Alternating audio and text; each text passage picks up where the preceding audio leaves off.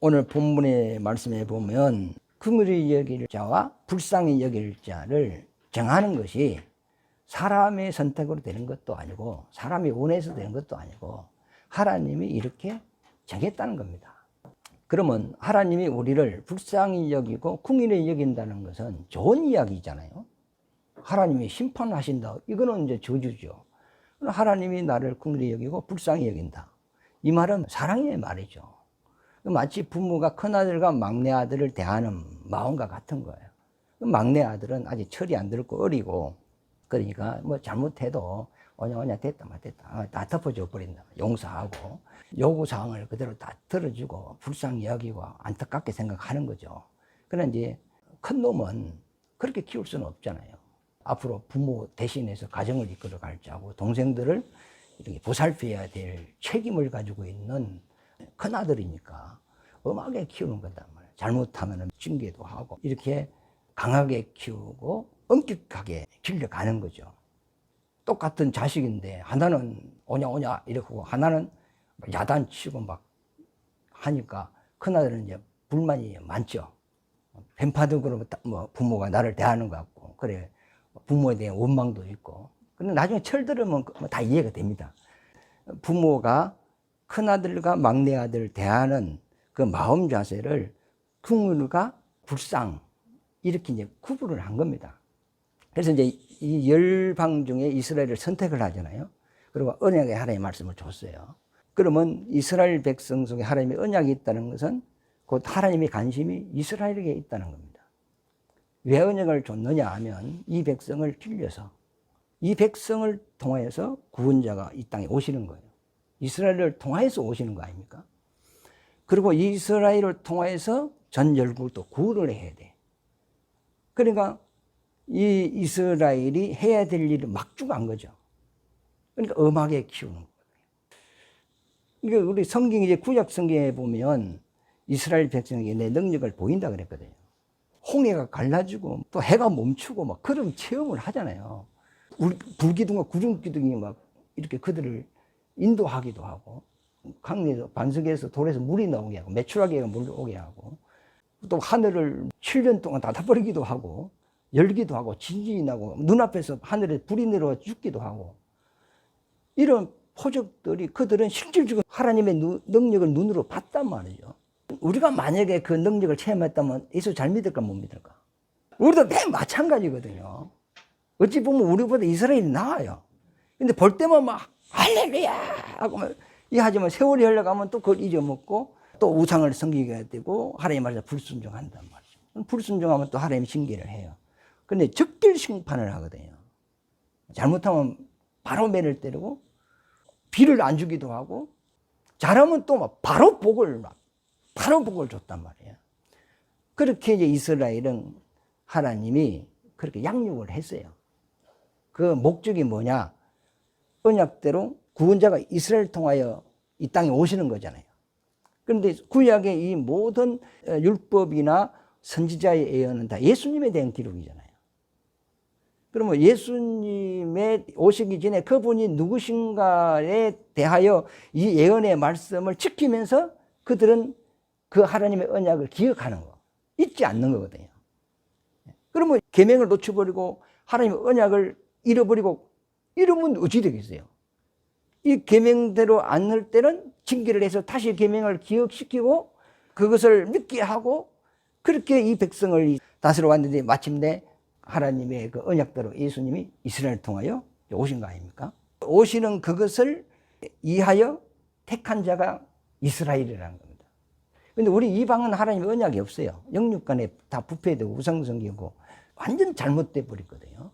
우리가 잘못됐다고 하나님이 바로 벌을 주고 그러지는 않아요.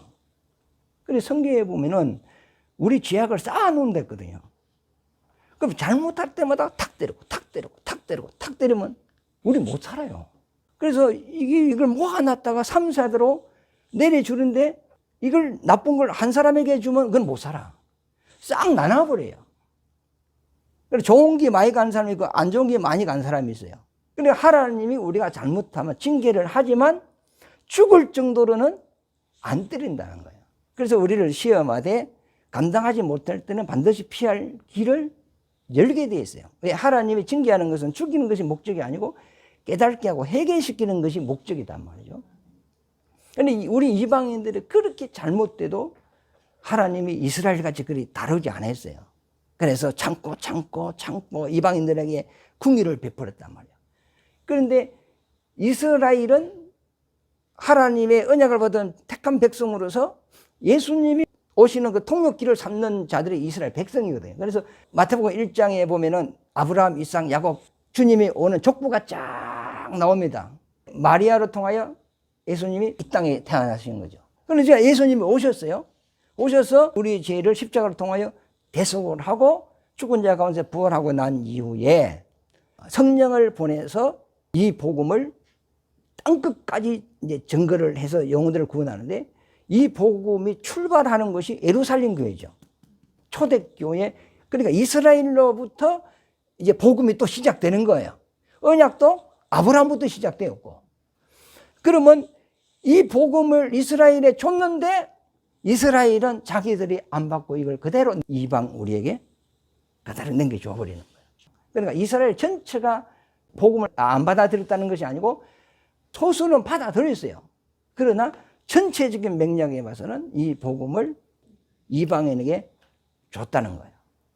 그러니까 우리는 이스라엘보다 더 악하고 더 나쁜 짓을 많이 했는데도 하나님은 이방인들은 막내를 다루듯이 긍휼을 베풀었잖아요. 용서를 베푸는데, 이 이스라엘은 맏아들로서 지금 우리 형님입니다. 이스라엘이 우리를 섬겨준 거거든요. 저들이 고생 엄청 했습니다. 그러면서 받은 복은 우리에게 줘버렸거든.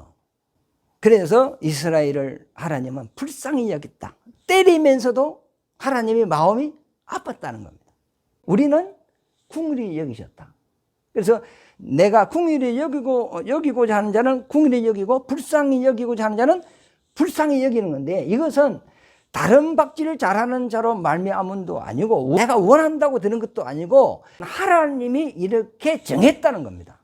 한번 읽어볼까요? 15절에 보면 모세에게 이르시되 내가 긍휼히 여길 자를 긍휼히 여기고 불쌍히 여길 자를 불쌍히 여기리라 하셨으니, 그런즉 원하는 자로 말미암음도 아니고 다른 박질을 하는 자로 말미암음도 아니요 오직 긍휼히 여기시는 하나님으로 말미암음이라, 이렇게 또 말하시고, 그래서 17절에 보면 성경이 바로에게 이르시되 내가 이 일을 위하여 너를 세웠으니 곧 너로 말미암아 내 능력을 보이고 내 이름이 온 땅에 전파되게 하려 함이라 하셨으니. 그러면 하나님이 바로를 하나님의 일을 위하여 세웠다는 겁니다. 바로는 어떤 일에 쓰임을 받느냐 하면 이스라엘이 큰 민족을 이룰 수 있도록 돕는 종으로 하나님이 세웠다는 거예요. 창세기 12장에 보면은 하나님이 아브라함에게 너로 말미암아 큰 민족을 이룰 것이다 그랬어요. 그러면 그 큰 민족을 이루는 장소가 어디냐? 그 장소를 하나님이 애굽을 선택했다는 거예요. 그러면 생육하고 번성하려면 환경이 좋아야 되겠죠? 그러면 양식이 또 많아야 돼. 그래서 하나님께서 이스라엘을 위하여 애굽에 복을 줬다는 거예요. 그런데 이 애굽이 이스라엘의 푸른 초장이다. 그러고 난 이후에 하나님이 야곱의 식구들을 애굽으로 집어야 될 거 아닙니까? 근데 최고 먼저 들어간 자가 요셉이죠. 그러면 야곱의 12아들이 밤에 잠을 자는데 하나님이 12아들 중에 요셉에게 꿈을 준 거예요. 그 꿈이 11뱃단이 서가지고 자기에게 절을 하는 걸 꿈을 꿨어요. 좋은 꿈입니까? 안 좋은 꿈입니까? 그 다음에 또 깨서 또 꿨는데 해와 달이 또 자기한테 절을 하는 게 있단 말이에요. 사람이 좋은 꿈을 꾸면 자랑하고 싶잖아요. 그래서 요셉이 부모의 형제들이 있는 자리에서 내가 꿈을 꿨는데 이런 꿈을 꿨다 하니까 야곱은 그 말하는 것을 책망하면서, 왜 책망하죠? 너 그 말하면 너 행으로부터 미움받는다는 거예요. 그러나 마음에 두었더라 그랬어요. 그런데 행들은 요셉의 꿈을 듣고 시기를 했어요. 그래서 결국 형제들이 은 20냥에 자기 형제를 노예 상인에게 팔아버리잖아요. 팔아가지고 요셉이 애굽에 들어갔는데 그때 팔릴 때가 17살이었어요. 근데 그 노예 생활이 얼마나 힘들어요. 그래서 30살이 되었어. 그럼 13년 애굽에 이제 노예 생활을 한 겁니다. 근데 때가 돼서 하나님께서 바로에게 이제 꿈을 꾸게 하는 거죠. 꿈을 꾸었는데 살찐 소가 7마리가 탁 나타나고, 좀 있으니까 뒤에 보면 아주 파리한 7마리 소가 있는데 그 소가 살찐 소를 잡아먹는 이 장면을 이제 꿈을 꾼 거예요. 근데 이제 바로가 그걸 꾸고 난 이후에, 이거는 예사로운 꿈이 아니다. 뭐 신에 계신 것 같은데. 근데 이게 해몽이 안 되잖아요. 그러면 답답한 거야, 왕이. 그러니까 애굽에 있는 뭐 점쟁이, 박수, 술수하는 사람들이 다 불려가지고 내가 이런 꿈을 꿨는데 해몽을 해봐라 했더니 해몽이 안 되는 거잖아요. 그러니까 땅에서 이루어진 꿈이라면 이건 해몽이 되거든요. 그런데 하나님이 주신 꿈이라면 땅의 지혜로 이게 해석이 안 되는 거예요. 그럼 바로의 꿈을 해석할 수 있는 사람은 하나님의 지혜를 가진 자만이 이것이 해석이 되거든요. 그래가지고 결국은 요셉이 이제 바로 왕의 부름을 받고 가가지고 그 꿈을 이제 해석을 해요. 7년 풍년, 7년 후년이다. 이것은 왕이 2번 거듭 꿈을 꾸게 한 것은 신께서 반드시 이 일을 진행할 것이기 때문에 왕은 지혜로운 자를 세워서 7년 풍년 때 흉년을 대비하지 않으면 다 죽습니다. 그랬더니 바로 왕이 너만큼 지혜로운 자가 어디 있느냐 하면서 그 자리에서 요셉이 애굽의 이제 총리가 되지 않습니까?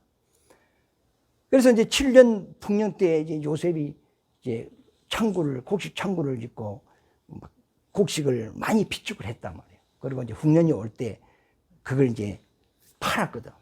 팔았는데 그 주위에 있는 열국이 모든 사람들이 그 양식사로 전부 다 애굽에 다 내려왔어요. 돈을 가와서 돈이 떨어지니까 팔찌, 금고리, 뭐 보석 가오지, 그도 떨어지니까 집문서가 오죠. 집문서도 주고 이제 쌀 사먹고 사물 거 없으니까 막 논밭 다 가지고 오죠. 그게 없으니까 또 뭐가 와요? 나를 노예로 종으로 삼아서 해가지고 열국의 재물이 애굽으로 다 들어와요. 다 누구 것이죠? 바로 왕이 거의 됐단 말이에요.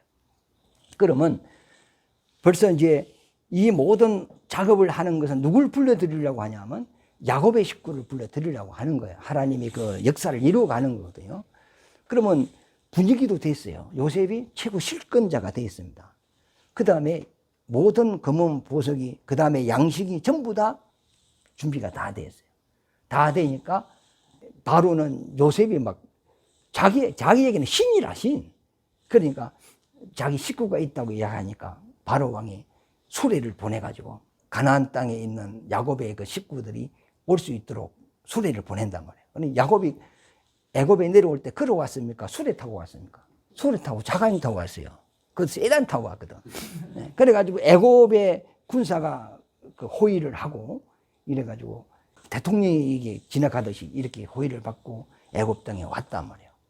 그리고 이제 바로 왕 옆에 가가지고 요셉의 아버지를 소개하니까 나를 축복해달라 바로가 그러죠. 그 당시 바로는 애굽의 신입니다. 그러나 바로가 누구를 알게 됐죠? 여호와를 알게 된 거죠. 야곱이 축복을 합니다. 그래, 지금까지 수고했다 하면서 딱 축복하고 그 다음에 어디로 가죠? 고센 땅으로 갑니다. 그럼 애굽 땅에서 목축을 할 수 있는 가장 좋은 땅이 고센 땅이거든요. 그리고 애굽 사람들은 목축하는 사람을 싫어해요. 옆에 오는 것도 냄새 난다고 싫어하거든요. 요셉이 그걸 알고 왕실에서 멀리 떨어진 고센 땅, 그곳에 이제 땅을 봐뒀단 말이에요. 그래서 아버지하고 형제들을 그쪽으로 이제 보내서 살게 해서 그곳에서 이제 생육번성을 하는데 엄청나게 생육번성이 되는 거예요. 하나님의 약속은 4대 만에 나온다 했거든요.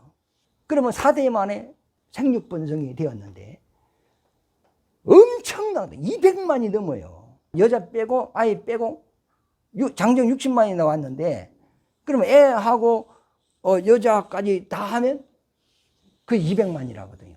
이거는 막 애를 어떻게 잘못 되는 사람이 하나도 없어. 오늘 나타나면 오늘 또 임신이 바로 되피는 기라. 또 나오면 쌍둥이야 또 막 바로. 왜 그 집을 연 것이 뭐냐면 생육번성이거든요.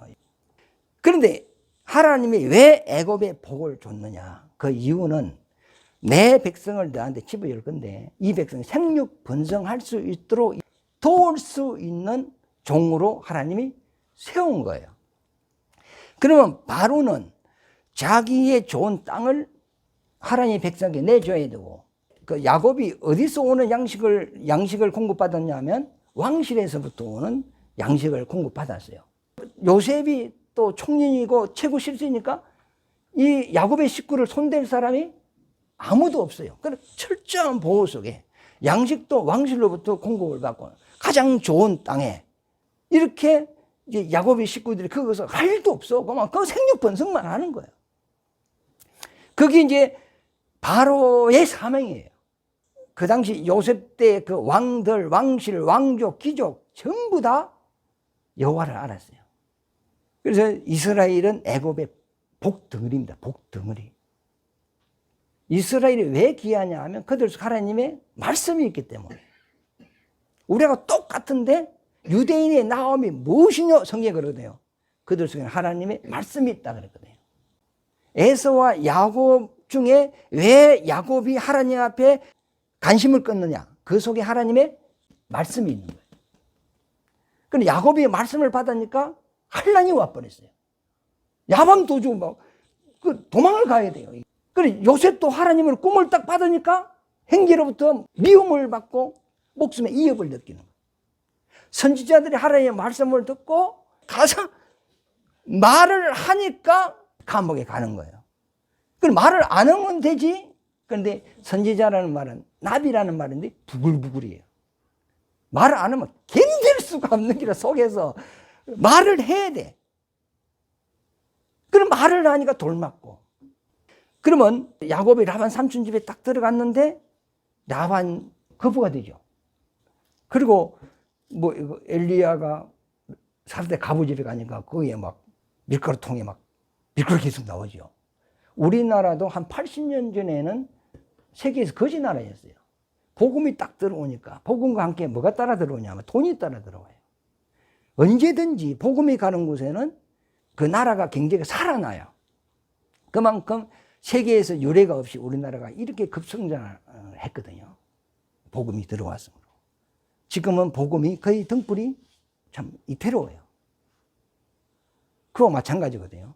그래서 옛날 우리나라 사람도 그래서 사람 한 사람 잘 들어오면 망하는 가정도 다시 일어나고, 그렇게 행제 우애가 좋은 가정이라도 사람 하나 잘 못 들어오면 가정이 풍지박살 난다 그러잖아요. 이와 마찬가지로 이스라엘이 애굽에 딱 들어가니까 애굽이 그 당시에 최고의 기초의 나라가 된 거예요.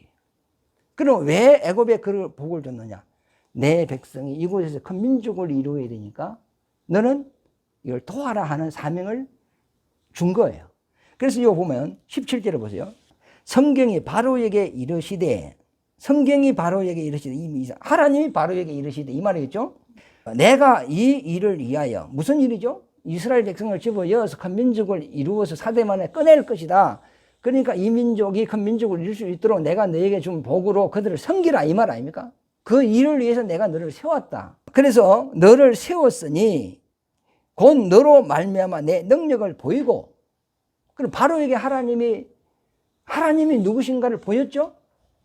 벌써 앞으로 이루어질 일을 꿈으로 통하여 바로에게 보여줬잖아요.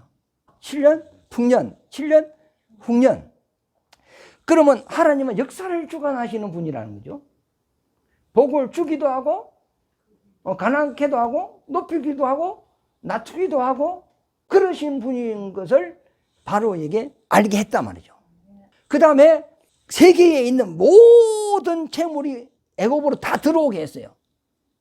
그러면 하나님은 복 주시는 하나님을 경험한 거죠.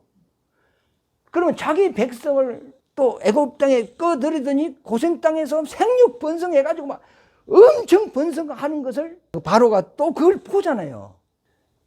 이런 능력을 바로에게 보였다는 겁니다. 이것을 보였으니까 이것을 통해서 내 이름이 온 땅에 전파되게 하러 함이라 그랬죠.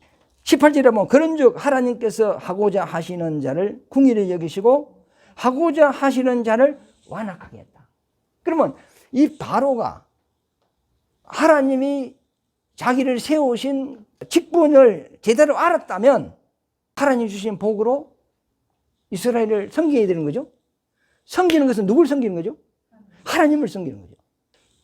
그런데 이 이스라엘이 막 생육 번성하니까 겁을 먹은 거예요. 예를 들어서 지금 우리나라 애를 안 놓습니다. 이 큰일을 났어요. 근데 필리핀이나 캄보디아나 막 이 들어오면 애를 낳아 안 낳아? 애를 팍팍 놓거든. 그런데 세월이 흐르다 보니까 본토인은 자꾸 줄어들고 외국인들이 본토인보다 숫자가 더 많아져 버려. 그러면 위협을 느낄까 안 느낄까? 느끼죠. 나라가 등복이 된다는 거죠. 이 세월이 거의 한 4대 가까이 가시니까 한 몇백 년 갔단 말이죠. 그때 하나님을 모르고 요셉을 모르는 자가 이제 애굽의 왕이 된 거예요. 그러면 정치적으로 봤을 때 위험하다. 그러면 이들을 제재를 시켜야 되겠다. 애를 못 놓게 해야 되겠다. 그래가지고 이들을 노예로 삼아서 새벽부터 밤늦게까지 벽돌 꾸면서 성을 짓도록 했어요. 그러니까 얼마나 지치겠어요. 그러면 막 저놈들 내가 힘을 다 뺐으니까 이제는 새끼 못 놓겠지 했는데 아무리 피곤해도 모르나 새끼는 놓는단 말이에요. 이게 더 그렇게 중다하다 그랬어요. 중다. 한문적인 표현인데요. 기하급수적으로 불어나는 거예요. 이게. 그러니까 막 못 놓게 해도 놓으니까 그런 법을 바꿨어. 여자아이는 살리고 남자아이는 죽이라 그런 거예요. 그러면 지금 바로가 이스라엘에게 지금 잘하는 겁니까? 못하는 겁니까? 못하는 거죠. 근데 지금 생각해보면 바로가 좀 생각을 잘못했어요. 내가 나무를 샀어. 바로 나무에 심고 거름을 주면 안 되고 물도 바로 주지 마라 하더라고.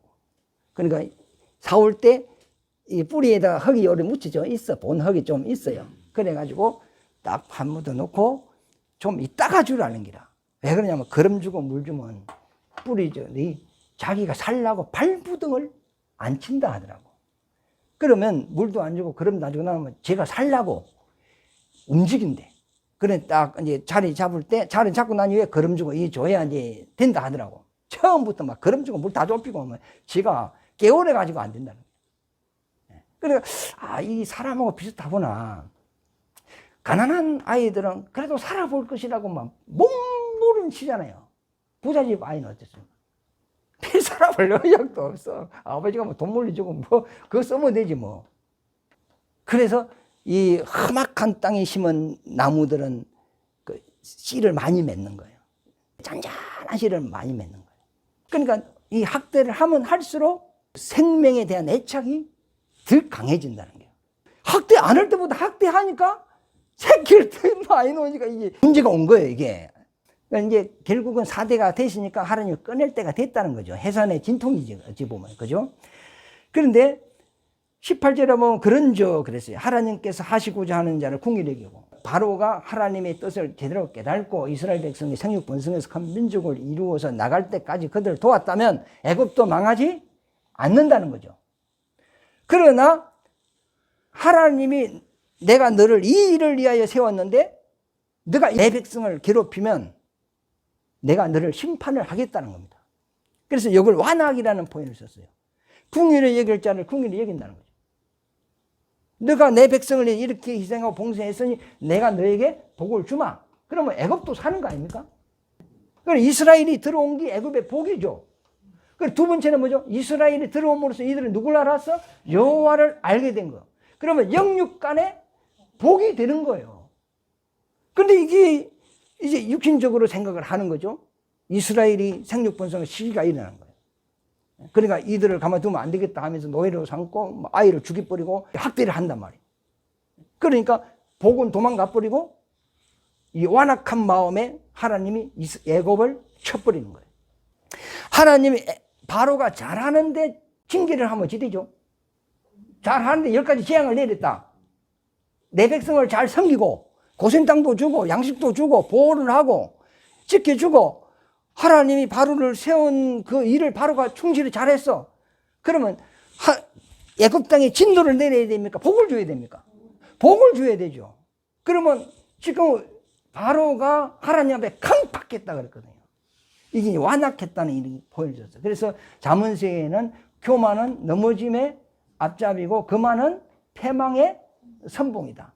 그러니까 가난하면 사람들이 예 합니다. 근데 이제 돈이 갑자기 막 들어와서 그러면 목이 기부스가 돼가지고 목소리도 다릅니다. 이거는 이제 갈대가 된 거예요, 이게. 그래서 됐다 하면 넘어질까 조심하라. 그 말은 뭐죠? 교만하면 넘어짐에 앞잡이. 네가 이제 패망이 왔다는 거예요. 교만한 자는 하나님이 대적한다 했거든요. 대적이라는 것은 작은 적이 아니고 큰 적이라는 거예요. 그러니까 이 바로가 하나님의 복을 줬는데 처음에 왕들은 알았어. 그러니까 잘생겼는데 요셉도 모르고 여호와도 모르는 자가 이제 바로 왕이 된 이후부터 하나님의 백성을 괴롭힘으로 이렇게 된 거거든요.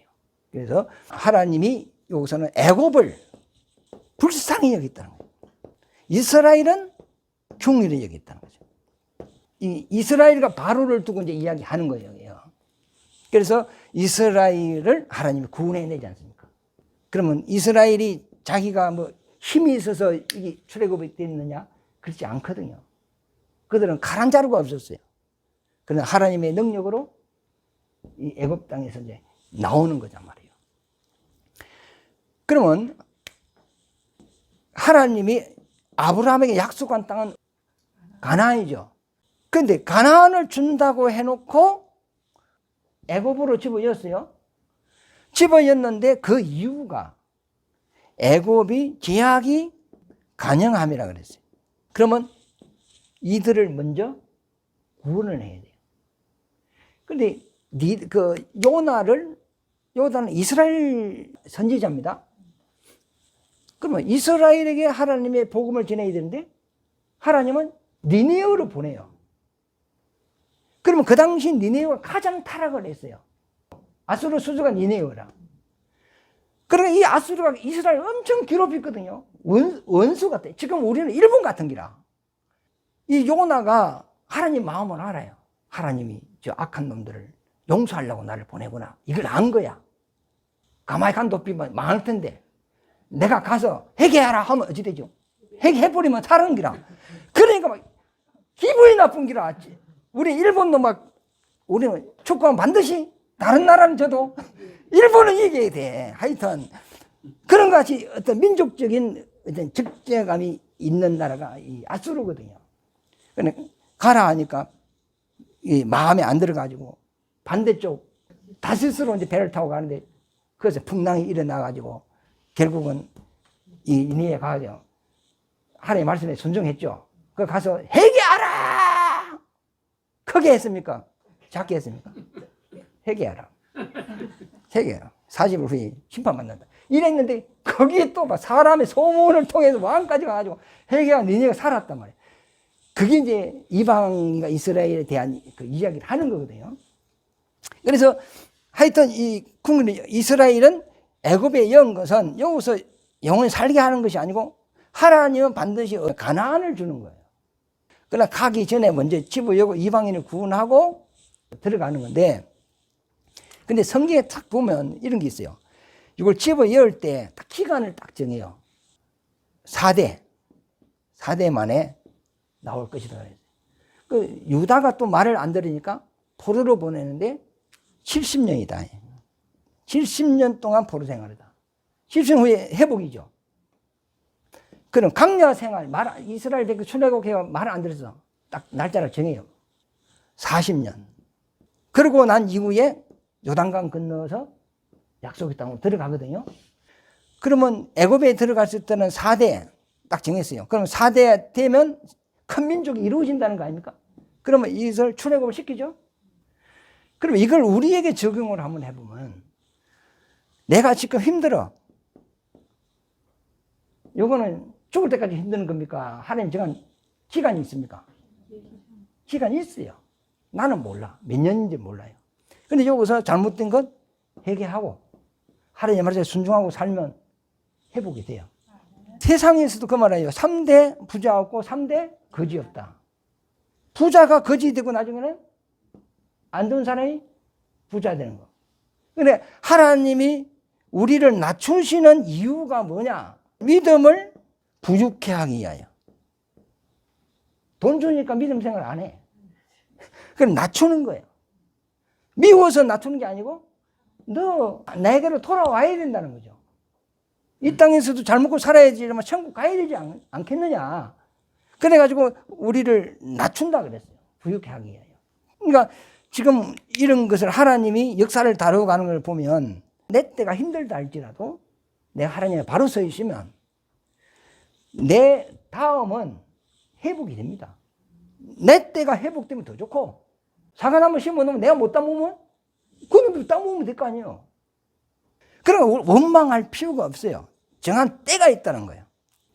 그래서 우리가 이 땅에 이제 살면서도 그걸 알잖아요. 예수쟁이들은 천국 간다. 이걸 알아요. 그런데 만약에 천국이 없다면 하나님이 이 땅에서 우리를 계속 살게 해야 됩니다.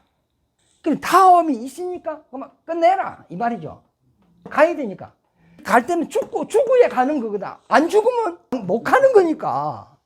이게는 죽으면 하나의 가정입니다.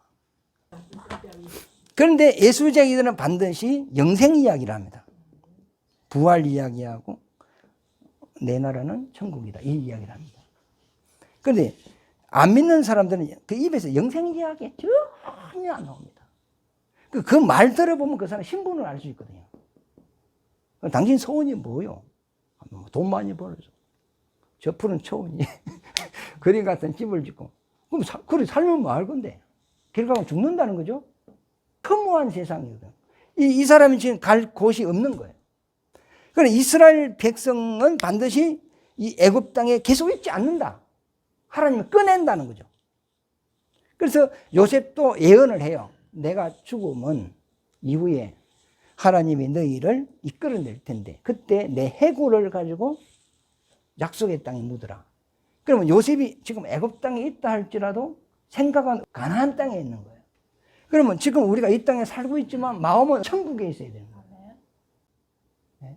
그리고 야곱도 죽으면서 내가 죽으면 내 조상이 있는 곳에 나를 묻어라. 그래서 애굽에서 죽었는데 장기는 어디로 갔어요? 가나안 열조 모시로 들어갔어요.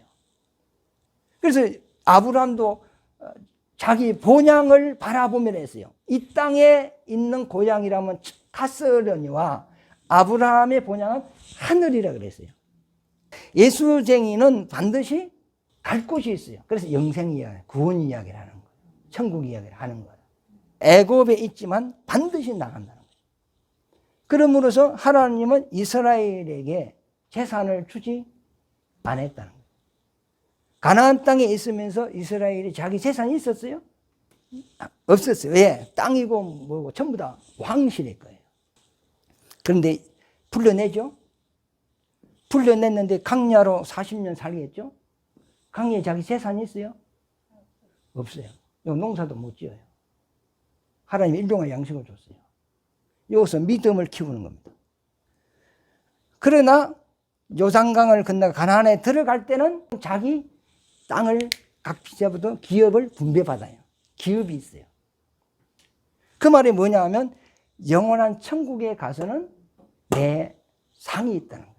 영원한 상이 있다는 거예요. 이 땅에서는 내 것 없다는 거예요. 이 모든 것은 하나님의 것이라는 거예요. 지금 내가 가지고 있는 건 내 거 아니에요.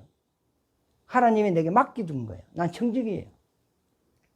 그래서 다윗이 성전을 질 때 자기 모든 걸 하나님께 내면서 하는 말이 있어요. 주께서 주셨으니 주께로 돌립니다. 그 정신사상이 분명해요. 욥도 그랬죠? 주님 주셨으니 주님 가지고 가면 난 아마 불만 없습니다. 그거 주님의 것인데요. 근데 우리도 10분의 1을 드리는 것이 만물의 주인이 하나님의 것이라는 것을 인정하는 거거든요. 그래, 하나님, 내가 아무리 많이 가지고 있어도 살아있을 동안에 밥만 먹고 사는 거야. 어찌 보면. 그러면 내가 죽으면 하나도 못 가지고 가요. 빈손으로 왔으니 빈손으로 가는 거예요. 그러면 다 나눠고 가는 거예요. 그럼 내가 하나도 없다. 이스라엘 백성 애굽에 있을 때도 자기 거 없었고 광야에 있을 때도 자기 거 없었다. 그러나 약속의 땅에 들어갈 때는 영원한 자기 보상이 있다.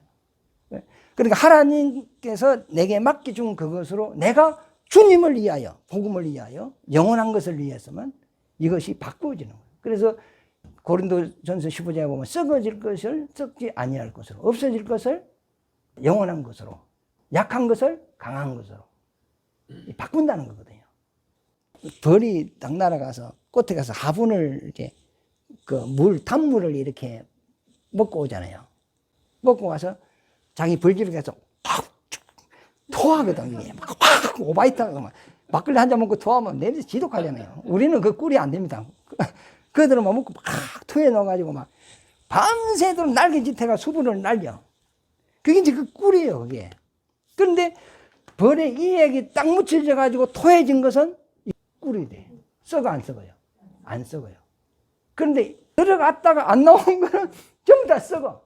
그러니까 하나님이 썩을 것을 우리에게 줬는데 이것을 썩지 아니할 것을 바꿀 수 있는 것은 믿음으로만 가능하다는 거예요. 그래서 오늘 본문 말씀에는 하나님이 궁휼히 여길 때는 궁휼히 여기고 불쌍히 여길 때는 불쌍히 여긴다. 근데 애굽과 이스라엘의 관계에서는 이스라엘을 하나님이 궁휼히 여겼고 애굽은 불쌍히 여겼다. 그리고 이제 요 뒤에 22절 이래 가면 이스라엘은 불쌍히 여기고 이방인을 궁휼히 여겼다. 이렇게 이제 또 설명을 이렇게 해 나갑니다. 그래서 하여튼 우리가 복받은 자입니다. 이 땅에서도 우리가 잘 돼야 돼요. 하나님이 이유 없이 복을 안 주고 이유 없이 징계를 안 줍니다. 이제 잠언서에 보면은 길을 가는데 하늘에서 새가 날아가다 똥을 쌌어. 똥을 싸서 머리에 떨어졌어. 이게 우연입니까? 재수가 없어서 그런 겁니까? 어찌 된 겁니까? 근데 성경에 보면 비유로 말했지만 우연은 없다는 거죠. 그러니까 복도 아무나 주는 게 아니고, 근데 여러분이 거지 되려고 한번 해보세요. 거지 됩니까? 거지 되려고 한번 해보세요. 거지 돼요? 안 됩니다. 거지는 아무나 되는 게 아니라니까. 내가 거지가 되고 싶다, 거지가 되고 싶다, 거지가 돼요? 안 돼요. 그럼 내가 막 부자가 되고 싶다, 부자가 되던가요? 안 돼요. 딱 법이 있어요. 하나님이 딱 법이 있어요. 그래서 이스라엘과 이방인의 관계에 대해서 우리가 설명을 이게 9장 계속 이야기하고 있습니다. 오늘 이것으로 마치도록 하겠습니다.